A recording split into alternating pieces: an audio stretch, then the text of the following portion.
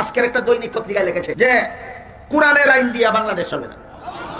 কোরআনের আইন দিয়া বাংলাদেশ চলবে না যে বললো, আপনাদের একটু বোঝা দরকার। কোরআনের আইনে চুরি করা হারাম, কোরআনের আইনে ডাকাতি করা হারাম, কোরআনের আইনে খুন খারাপি করা হারাম, কোরআনের আইনে সন্ত্রাস করা হারাম, কোরআনের আইনে জিনা ব্যভিচার করা হারাম, কোরআনের আইনে সুদ খাওয়া হারাম, ঘুষ খাওয়া হারাম, মদ খাওয়া হারাম, গাঁজা খাওয়া হারাম, কোরআনের আইনে দুর্নীতি হারাম, কোরআনের আইনে জালিয়াতি হারাম, কোরআনের আইনে দুষ্কৃতি হারাম।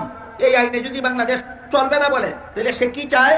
সে চায় সে চুর হলে তাদের যেন বাধা দেওয়ার কেউ না থাকে, সে ডাকাত হলে তাকে যেন কেউ বাধা দিতে না পারে, সে দুর্নীতিবাজ হলে তাকে যেন কোরআন যেন তাকে বাধা দিতে না পারে, সে দুষ্কৃতিকারী হলে কোরআন যেন তাকে বাধা দিতে না পারে, সে বদমাশ হলে কোরআন যেন তাকে বাধা দিতে না পারে। সুতরাং যারা বলে কোরআনের আইনে বাংলাদেশ চলবে না, এরা চায় সুদখুরের বাংলাদেশ হোক, ঘুষখুরের বাংলাদেশ হোক, মদখুরের বাংলাদেশ হোক, গাঁজাখুরের বাংলাদেশ হোক, দুর্নীতিবাদের বাংলাদেশ হোক, জালিয়াতিকারীর বাংলাদেশ হোক, বদমাশদের বাংলাদেশ হোক।